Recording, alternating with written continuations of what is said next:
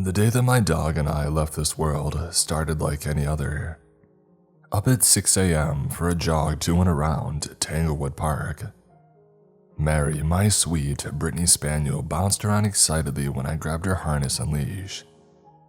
I took her on after Dad was gone. I guess I took on jogging after he left too. Heart failure runs in the family, so I thought. As a lazy 32-year-old working in IT, on my butt a lot of the day, it might be time for me to start beating the odds. I hate running, as any normal person should, but if I have to do it, I prefer doing it outside. There is something to heaving lungs full of fresh morning air, smelling every so often, drying laundry wafting from the early risers' houses. Our morning also included 3421 Westover's massive hound dog that barked at us each day. Brutus, my nickname for the beast, hung his meaty paws over the gate and arped as we ran by. Even with We Are the Champions pumping through my earbuds, Brutus made himself known. I was always afraid he would jump over and attack us, but he never did. Brutus melted from my thoughts when I hit my stride. I always thought the runner's high was marketing BS, just a way to get suckers to keep buying shoes. But after a few months of jogging my lazy butt around the park, I understood that wasn't the case. It's astounding the stress that the body can endure when you're in the right headspace. If you've never experienced it, I recommend that you do. It's one of the greatest drug-free highs out there. We had lapped the park 4 times, a little under 5 miles, and cooled down on the walk home. Brutus's owner was out watering a bare spot in the front yard. He decided it was a good idea to leave the side gate open, Brutus's paw rest, while he watered the front yard with the hose from the back. I'm sure he thought, I'll leave it that way for a few minutes. Brutus never bolts. Brutus, seeing that he was unhindered by his usual barrier, made a break for us. I caught him as a gray flash just out of the corner of my left eye.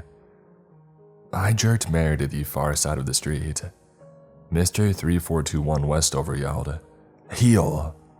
Brutus skidded to a stop and promptly returned to his owner. A good boy, I guess. So, it wasn't Brutus that did us in, at least not directly. The prize for that goes to a hit-and-run all-star named Brad Hightower in his Ford F-250. Apparently, he had slept past his alarm and was in a hurry to get to work. In court, he said he thought that he had hit a speed bump. I'm sure Mary's head felt as negligible as stepping on a grape when he had crunched over it. On the other hand, I would have been incredibly hard to mistake for anything but a body. Thankfully, Brad left plenty of evidence lodged in me. Tire tread on my legs and plastic in my back. I left a little something on his truck too. The investigators pulled plenty of hair from its grill. Passing over is probably the easiest thing that's ever happened to me. I guess I'm a natural. Instead of coming to in front of a large, cloud-swaddled golden gate in heaven, or being reincarnated as something nice like a ladybug, the moment my spirit or essence or whatever you want to call it had expired, I was walking down the center of an unending, one-way residential street in any town, USA. It took me a few hours to realize that something was up, and even more time to remember passing. My brain was foggy, like I was coming down off some sort of high, so I was dumbly content to make my way down the street. In those early moments, I felt that I could have walked for years. A cursory glance down at my feet shattered my contentment. I was without clothing. Seeing my man bits freely bouncing about is what finally snapped me out of my daze. Jesus Christ, I thought. Shame and fear had washed through me, and I bolted my hands down to cover up. I jerked my head around, expecting to be tackled by a police officer, or called out by a gaggle of women, but I was alone. I tried to stop walking, but my body simply ignored any resistance. The harder I tried to stop, the more evident it became that my legs were being manipulated by some invisible hand. I tried to push myself left and then right, but to no avail. I was stuck in motion on a set path headed God knows where. The only feeling that I had was in my feet. I registered the weight of each forced footfall as they pushed into and away from the street. All other feelings were zilcho. No heat from the sun, which even after plenty of time walking, stayed directly overhead. No wind, either natural or from walking. No sounds. It grated your nerves after a while. When I finally accepted the situation, I could take in my surroundings. It felt like one of those scenes in post-apocalyptic movies where the hero wakes up from a coma in an abandoned city, and he walks through these streets looking for signs of life, only to find ghosts of the past.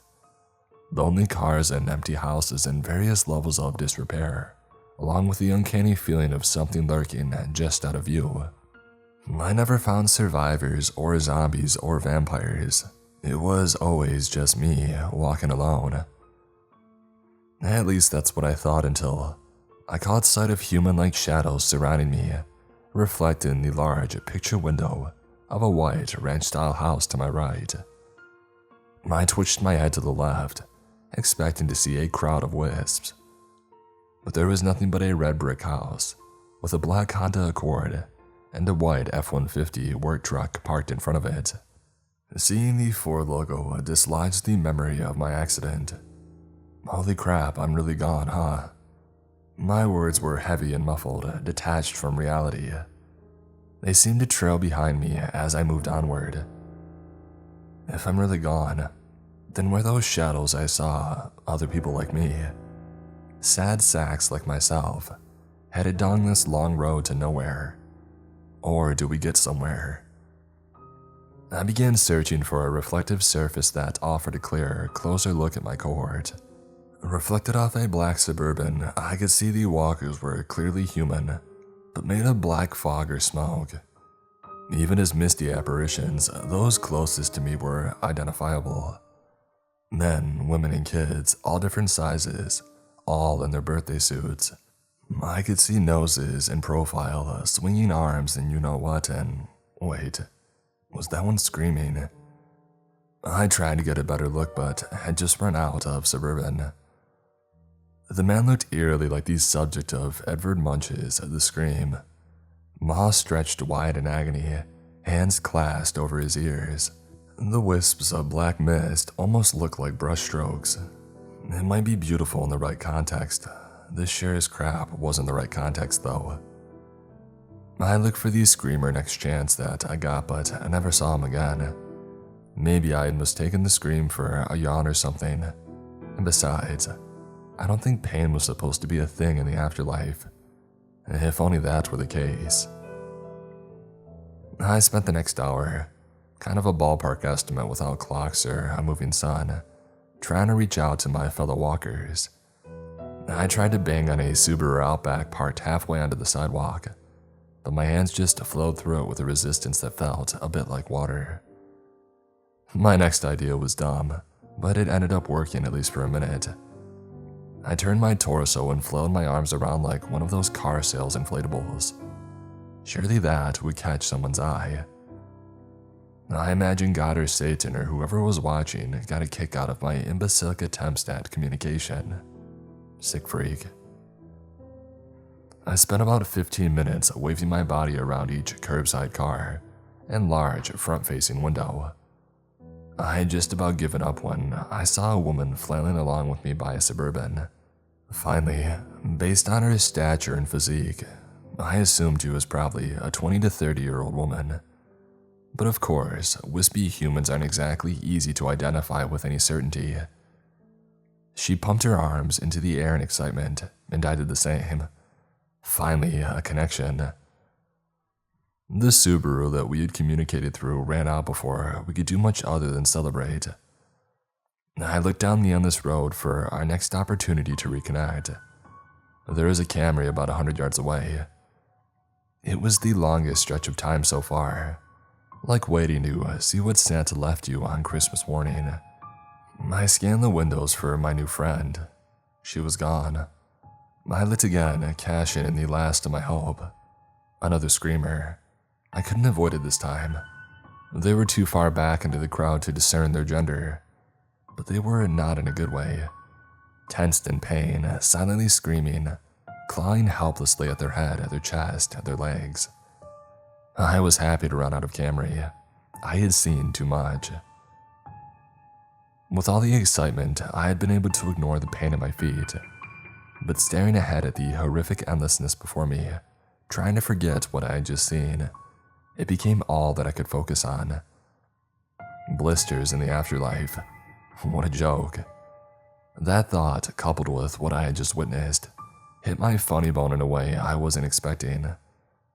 My laughter filled my chest and spilled into the world around me. Once my manic episode had ended, I attempted to check my feet, but my legs wouldn't comply. The invisible hands held firm. "Screw you!" I screamed into the sky, both middle fingers raised. I then twisted my neck over my shoulder to see if I could get a look on my foot's upswing. Yeah, blisters had already formed and burst since I had started walking, and the surrounding tissue was an angry strawberry red. Both feet were bad, but the pain was manageable for now at least. It was time for a brainstorming session. Questions that had been queued up in my subconscious spilled out. Has there been a pattern to the things that I've been seeing? Was everybody's walk the same? Surely not, right? And how does this work for amputees, paraplegics, those with intellectual disabilities? Are the rules different for them? And when the walk ends, if it even does, what then? Heaven, down below, rebirth, reincarnation. Ignore it. Most of the questions ping-ponging around, do walkers even have brains, would go unanswered. But I figured a few things out while my feet slowly grated themselves into the gravel. A few hours after my run-in with the screamer, I came across a familiar sight. The F-150 that reminded me of my demise showed up again, in front of the same red brick house, with the same black Accord in the driveway. The only difference was, it was on the opposite side of the road, an exact mirror of where it had been. Where before the Accord was parked on the left of the driveway, it was now on the right. The truck, the house's windows were all flipped too. Seems strange that the great and powerful, whoever holding in this place, would be so utterly uncreative. But maybe there's more to it. There's got to be. I shifted my focus to the houses themselves, scouring for anything that would affirm the theory that I had begun considering.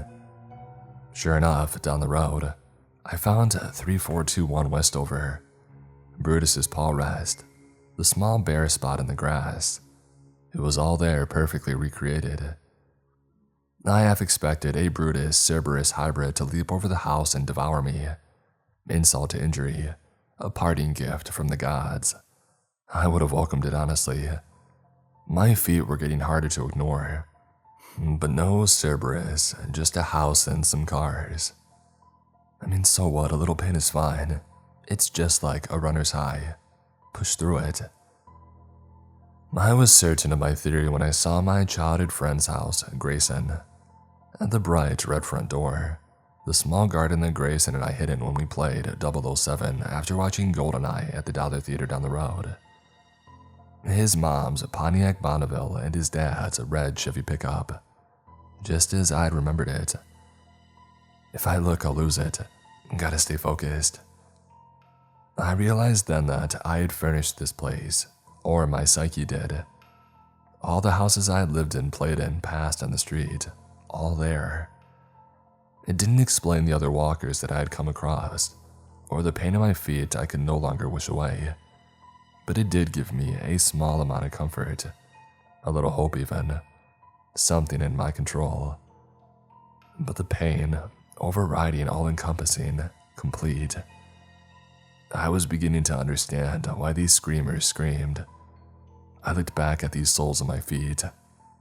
My God, they hardly even resembled feet anymore, and my footsteps were visible as far back as I could see. With that, I snapped, and the pain that I had been holding back rushed in, unrelenting. My self-control unwound into wailing, screaming, gnashing, flailing. Hours, days, weeks, months, years of screaming. No thoughts, only agony. I can't stop, it won't let me stop. Why? My body obliterated itself from the feet up. God, make it stop. Inch by inch, I scraped myself into the ground. Endless, never-ending. Just below my knees, bone to concrete. And then something other than pain for the first time in what seemed like years. A warm jolt through my chest. Confusion and pain and something else. Hands roaming and prodding. Body shifting with each turn of the speeding ambulance. Still pain, too much pain. A siren, a mechanical beeping, rattling equipment. Two men and a woman barking at each other. Holy crap, we've got a heartbeat. Johnson. Under control, but only just. Harvey, ETA. If these idiots would pull over in 10 minutes. Come on, come on, come on. Hold on a little bit longer. I soon slipped into a blanket of darkness. Warm, safe, painless unconsciousness. It was weeks before I came to. I don't remember it, but Dr. Ryan, my psychiatrist, told me I lost it when I first saw that my legs were gone. They had to restrain me, medicate me up even more than I already was. He said I kept saying, "Don't let me go, I can't go back," until the sedative had kicked in. Dr. Ryan made me write this. He doesn't believe me, of course, a man of science and all that. He thinks I'm delusional, that the whole thing was my subconscious's way of processing the trauma. This assignment is his attempt at rehabilitation. I know better though. Dr. Ryan did do one thing right. He prescribed me a therapy dog. I saw Marty for the first time the other day. He's a yellow lab, fresh out of medical support training, and one of the best things in my life right now. With prosthetics and a ton of therapy, I hope to take him out for a walk one day. I've already found others like me online, walkers who were brought back. One says that he traced mentions of walking back to about 1,000 years ago, and says that he may have some solutions for when we all inevitably go back. I sure as heck hope he's right.